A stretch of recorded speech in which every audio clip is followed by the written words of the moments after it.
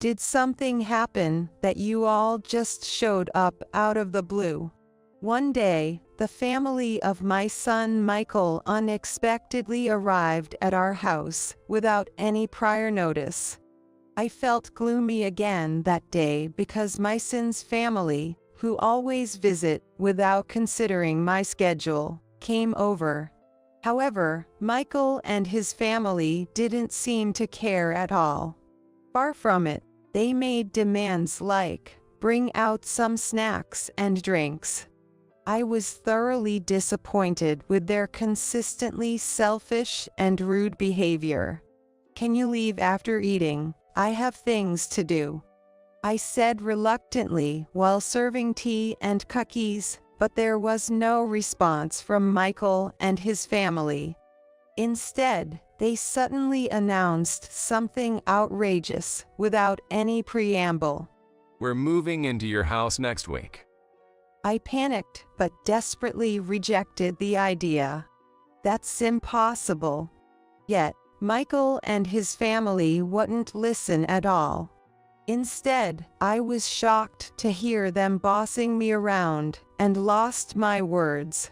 That night, feeling at a loss, I decided to seek help from my friends.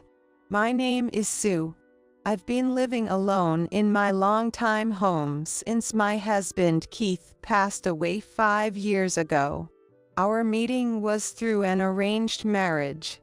Since we both had a good first impression of each other, we went on several formal dates before smoothly moving on to marriage. I thought I could build a peaceful and warm family with my kind and considerate husband. I had such unfounded confidence because I had fallen in love with him. However, after getting married, I found him to be somewhat sloppy. This was especially true concerning his work. At the time, my husband was a taxi driver with a performance-based salary. So, if he didn't pick up customers and make sales, he wouldn't turn a cent. But initially, during the economic boom, I thought such worries were unnecessary. However, when the bubble economy has collapsed, everything changed. The customers who used to compete for taxes disappeared overnight, leading to days filled with silence. Naturally, his income dropped to less than half of what it used to be. Amidst this dire situation, where taxi drivers competed fiercely for customers, my husband spent his days napping in the car. He couldn't break away from the mindset of earning without hardship, nor did he feel a sense of crisis or attempt to adapt to changing times. Even though he had a base salary in addition to commission, it was only enough to cover the gas, far from sufficient for living expenses. Even when faced with the decision to make efforts to increase sales or to take a bold step and change jobs, my husband remained carefree. "We have savings, and things will get better eventually.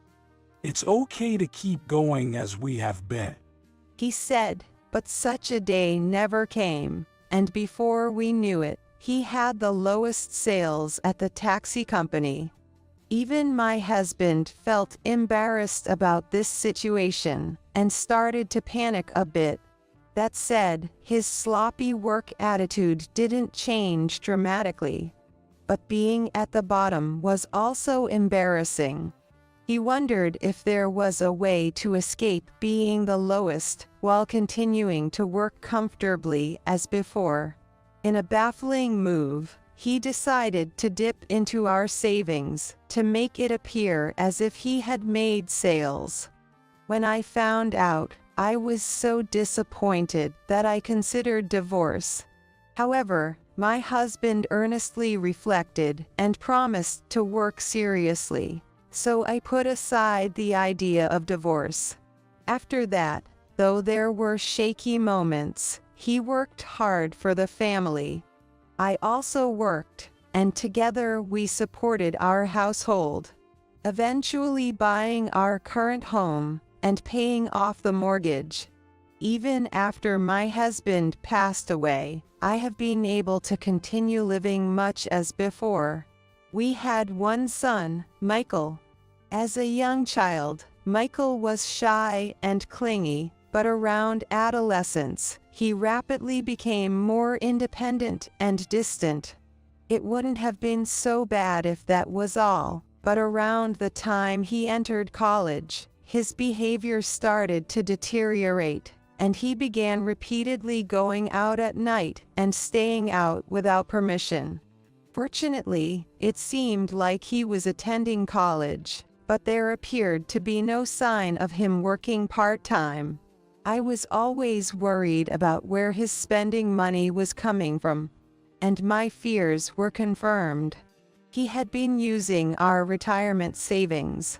I called Michael and my husband to confront them about the savings. Then Michael told me something outrageous. Dad said it was okay to use it, right? He said with the savings. It's fine if my part-time job is just so-so, right? I was speechless when I heard that.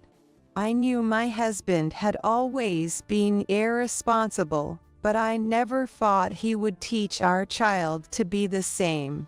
Moreover, I was furious that he had unilaterally allowed our son to use our joint savings. I told my son he needed to repay the full amount, but my husband insisted that repayment was unnecessary because he had said it was okay to use. In the end, we agreed to waive the repayment on the condition that Michael would earn his own spending money in the future. Looking back, I wonder if being stricter at that time could have brightened our future. As college graduation approached, Michael struggled with job hunting, but ultimately failed. He ended up becoming a part-timer, although there are cases where dedicated part-timers are recognized and become full-time employees. I always told Michael about the importance of sticking to one job seriously, but Michael would say, I don't need such a part-time job. And then he would quit soon after starting. During this time of job hopping, he met his future wife, Rachel. She was 2 years younger than him and a junior in college. Rachel, who had been sharing an apartment with a friend, seemed to be struggling with her plans after graduation. According to Michael, Rachel had a bad relationship with her parents and didn't want to return home after graduation. However, her roommate decided to move out after graduation, leaving Rachel worried about affording the rent. Michael, who had been Rachel's confidant for some time, proposed living together as soon as they started dating. She also accepted the offer, and they became a couple.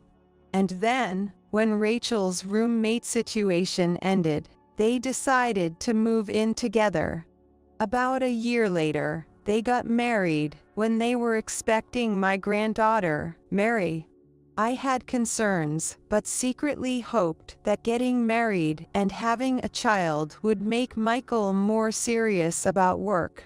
However, his irresponsibility at work didn't change. He's tried to hold down a job a few times, supposedly for the sake of his children, but he always ends up getting fired for unauthorized absences or poor performance. Even so, recently he seems to be making ends meet with a job in construction. It seems Rachel is also working part-time at a supermarket, but either because of her poor customer service attitude or for some other reason, she's been switching jobs frequently. Concerning Mary, my granddaughter, I've noticed a lack of consideration for others, such as manners and moral behavior, which raises doubts about whether she's been properly disciplined. She often barges into my house, taking snacks from the pantry without asking, or eating gifts I bought for friends. But looking back, those were minor compared to what happened next. When Mary reached middle school, she attempted to take my late husband's keepsake without permission in order to cash it in for some pocket money. It was not just once, but several times. Fortunately, I noticed before anything was sold, but since then, I can't let my guard down around her. To make matters worse, Michael tells me, "You're too strict, Mom. She's your adorable granddaughter. Go easy on her." with no discipline or correction given to Mary whatsoever. Mary herself seems to believe she can get away with anything when it comes to me, as her thoughtless behavior only continues to escalate. Furthermore, Rachel, her mother, keeps finding excuses to come over, hoping to get free meals and snacks, paying no attention to manners or discipline. I've been patient because they are my only relatives, but to be honest, they've been nothing but trouble. During these frustrating days, I decided to have a mini reunion with friends I met in a college club, the first in over a decade. It's been so long, you guys. What? You became the editor-in-chief of a publishing house. That's impressive. Fitting for the head of our writers' club. My recent life, well, it's been so-so. How about you all? Conversations with trusted friends were so enjoyable that I lost track of time. It seemed each had faced various hardships, but from our conversations, it was clear they were now leading relatively peaceful lives. I felt a slight envy towards them, thinking they probably didn't have to deal with the rude behavior of relatives like I did. But then, one of my friends made a comment that took the situation in an unexpected direction. This friend, like me, had lost her husband and now lives alone in her own home. She has 3 children who are each living their own lives, some married and others enjoying their freedom. She confessed, "I don't want to depend on my children, but I'm feeling anxious about my declining physical strength each year." Moreover, she wants to give up her old, uncomfortable house, but lacks the courage and physical strength to live alone in a new place. And the senior residences nearby are too expensive for her to move into. She mentioned that there had been offers to live with her son's family, but she doesn't get along with her daughters-in-law and prefers not to live with them if possible. Then, one by one, other friends started to share their concerns about old age and grievances with their families. Suddenly, the reunion turned into a life advice session. I also took the opportunity to vent about my son and his family. Though the extent varied, I was inwardly relieved to find that everyone had similar worries. During the discussion, a single friend who is an editor suggested, "Why don't we all live together?" She mentioned that there's a trend of living in shared houses, where each household has its own space within one building, allowing for mutual support among friends, while maintaining personal privacy, more so than in traditional roommate situations. She also shared information from an article she had researched for a magazine feature, including the drawbacks of shared housing, maintenance costs, and the process and cost estimates for purchasing such a property. The more we heard, the more appealing it became. I, too, strongly felt that I would rather spend a peaceful old age with friends I get along with than continue being disrupted by my troublesome son and his wife. The others felt the same. As a result, The initiator, myself, and 2 other widowed friends agreed to live in a shared house. Admittedly, it still felt like a fantasy at the time, as finding a suitable property seemed daunting. However, a few months after the reunion, the friend who proposed the idea found the perfect property. It was a house with a garden in the city, sold at a bargain price because it didn't come with land ownership. As we were concerned that leaving behind the land would cause trouble later on, we quickly bought the house, and everything progressed smoothly as we all prepared to move in. I was busily sorting out my house for the move out. One day, out of the blue, Mary showed up at my house without any prior notice, just like she always does. Worried that she might complicate things if she learned about the move, I acted nonchalant, tidying up and washing dishes until she left. Okay, I'm heading home now. She said, unusually cheerful that day as she left.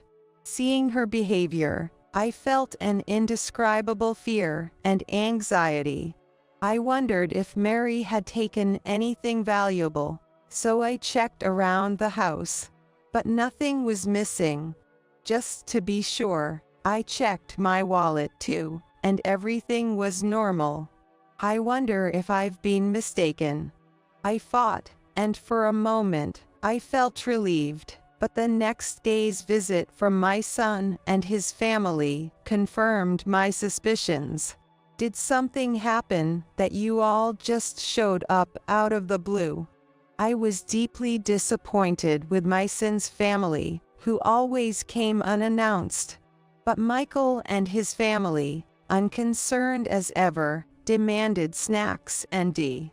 Thinking they were just trying to save on meal costs, I served some simple snacks and drinks and said, "Can you leave after eating? I have things to do." However, there was no response from Michael and his family. Instead, without any warning, they blurted out something shocking. We're moving into your house next week. What? Move here, and next week? That's impossible. I was bewildered by the sudden development. Then Mary pulled out the hidden documents about the shared house. This is what I talked about yesterday. It's a really nice house, isn't it? Ah, that is. Finally, I understood the abrupt actions of Michael and his family. I tried to refuse, but the 3 of them wouldn't listen at all, instead saying whatever they wanted. Living with us is better than being an old lady all alone, right? You get to live with adorable Mary, and you'll be happy, Sue. Exactly. We're like the ultimate filial children. I'm taking the best room. Grandma only needs space for chores and laundry, right? From next week, we can dump everything on her, easy peasy. Everything they said was shocking, but the most hurtful was realizing my granddaughter only saw me as a maid. Later, my son's family cheerfully left after taking money for food as a punishment for keeping secrets. That day, I forgot to eat or do anything else, consumed by thoughts of how to stop them from moving. But no good ideas came to mind. Desperate, I thought of consulting with my friends at home. Despite the short notice, all members of the share house gathered at my place the next day. So, that's the situation. It's embarrassing, but I feel like I can't do anything on my own anymore. It was humiliating to expose my family's shame, but my friends warmly said, "Thank you for sharing with us." They condemned my unreasonable children and suggested I move to the share house as soon as possible, offering their full support. Thank you all so much. Friends really are the treasure of life. The next day, I hurried with the move. Since the share house was furnished, I only had 3 boxes of personal belongings. Thanks to that, I managed to move into the share house just 3 days after discussing it with my friends, also getting rid of unwanted items in the process. By emptying the house, I ensured I never had to return to my old home again. Thanks to this, I no longer had to worry about bumping into Michael's family. This quick response was possible due to the help of my friends. Not only did they assist with the move, but their families and acquaintances took care of transporting belongings and handling the sale of unwanted items. Even friends who didn't join the shared house helped out. I was deeply grateful for meeting these friends and felt it more than ever at that moment. Having moved in early, I spent my days cleaning the shared house, organizing supplies, and inviting the friend who helped but didn't move in, showing my gratitude. In the evenings, I enjoyed tea in the communal area, contemplating life with my new housemates. I can't wait to live with everyone. Every day was peaceful and fulfilling. One day, I found many missed calls from Rachel on my phone. I had left my phone at home while going shopping at the supermarket. Oh, that's right, it was today. As I remembered why Rachel was calling, seeing the date on my phone screen, she called again. Hello. Oh. Sue, not answering the phone, what's the meaning of this? What is all this? I don't understand. Rachel sounded panicked over the phone, hardly saying anything, but I don't understand. Turn the speaker on. Hey, what's going on here?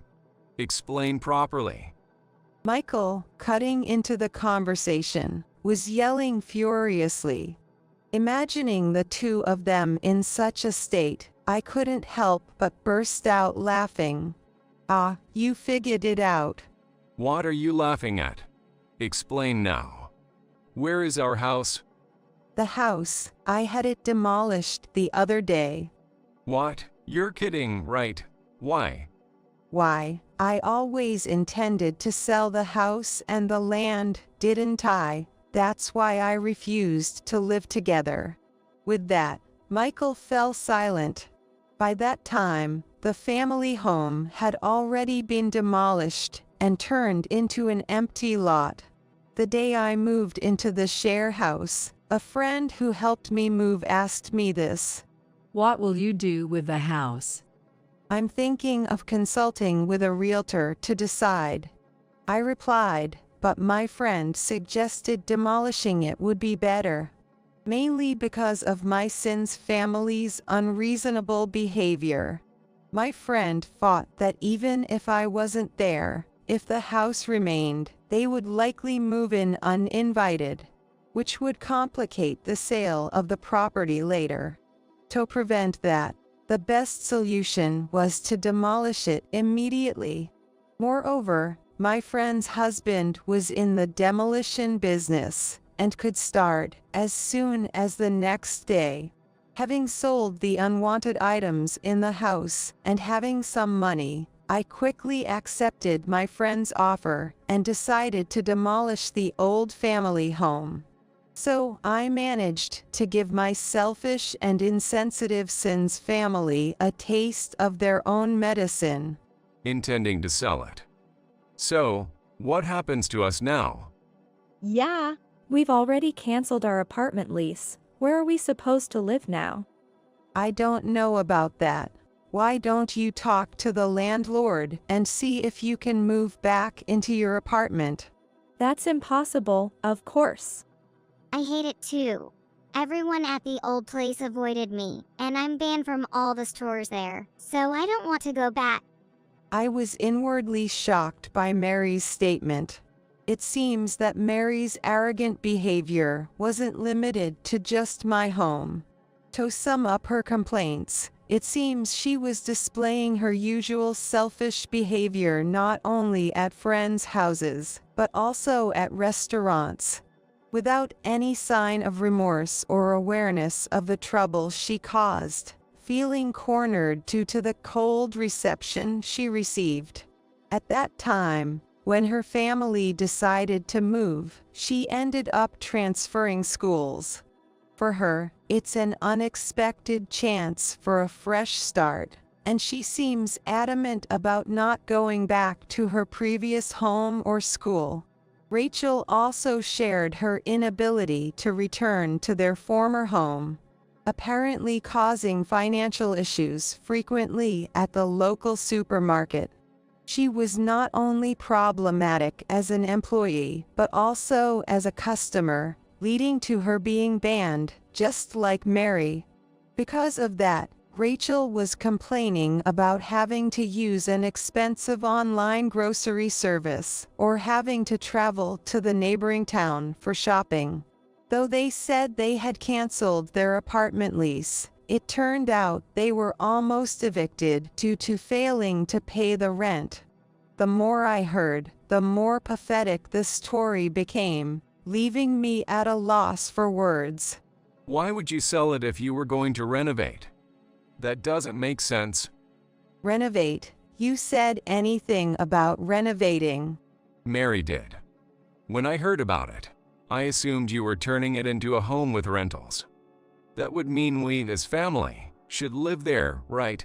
But you plan to sell, which really makes no sense to me. Oh, so that's what this was about. I thought something was off. With Michael's explanation, my lingering questions were finally answered. At the same time, I was reminded once again of the selfishness of my son's family. Just figure it out yourselves, I said, and hung up the phone. This truly meant I could sever ties with my son and his family. I felt a weight lifted off my shoulders, a sense of relief. However, a few days later, somehow Michael and his family found the shared house and showed up. I thought it best not to let them in, so I locked all the doors and resisted desperately. Hey, open up. It's your fault we don't have a home, so you should give us this one. Besides, it's a waste for an old person to have such a nice house. Michael and his family were intimidating, ringing the doorbell repeatedly and banging on the door. My hands shaking, I managed to call the police. Minutes later, the police arrived at the shared house, and Michael and his family left as if fleeing. I managed to get through today, but I was sure they would return tomorrow. Thinking this, I reported the situation to my friends. Two of them mentioned they had family members who were police officers, firefighters, and members of the armed forces, and they would consult them. Starting the next day, cops from the nearby police department started coming by to check on the share house. Additionally, after one friend moved in earlier than planned, men from the fire department and the armed force began patrolling the area and offering security advice. When Michael and his family tried to approach the house again, they left without saying anything upon seeing the men. Since then, I never saw Michael and his family again. Originally, they had planned to take over the shared house before my friends moved in. However, they were unable to execute their plan because of the regular visits by the beefy men and police officers. Meanwhile, Michael and his family, who had been using internet cafes as makeshift hotels, quickly ran out of money, frequently visiting the shared house to plan their takeover. Naturally, they weren't working. In desperation, they turned to the local government office, where they were offered the only available option, a small, poorly located public housing unit in the countryside. However, the housing unit is too small for a family to live in comfortably, and the transportation options are quite poor. They shouldn't be willing to accept such poorly conditioned property given their selfish nature, but they have nowhere else to live and no money. Moreover, they risked losing even that option if another applicant came forward. Stuck with no way forward or back, they eventually decided to move into the public housing. While the rent was negligible, other expenses weren't. And Michael's family, who had always relied on my finances and food, never improved their situation. With the school far away, Mary had to catch an early bus to get to class on time. But she couldn't cope with the hardship and became a problematic child, often skipping school or running away from home. On the other hand, in the shared house, the remaining two friends moved in, and our long-awaited life together began. Perhaps because of the ordeal with my son's family, our life together was surprisingly smooth and comfortable. Living with these strong allies, who had helped me through life's crises, became my greatest support. With a communal space available, we could invite friends who didn't live with us for tea parties, weekend gatherings, and plan trips, creating a stream of enjoyable activities. The absence of stress from my son and his family even allowed me to start writing novels again, something I hadn't done in years. This year, I turned 65. While I wouldn't call my past life unhappy, it was dominated by my husband and son. But now, I can spend my money and time on my life with my housemates. So, I converted all my inheritance into cash. And I plan to live freely and comfortably, using everything except for my retirement savings as I please.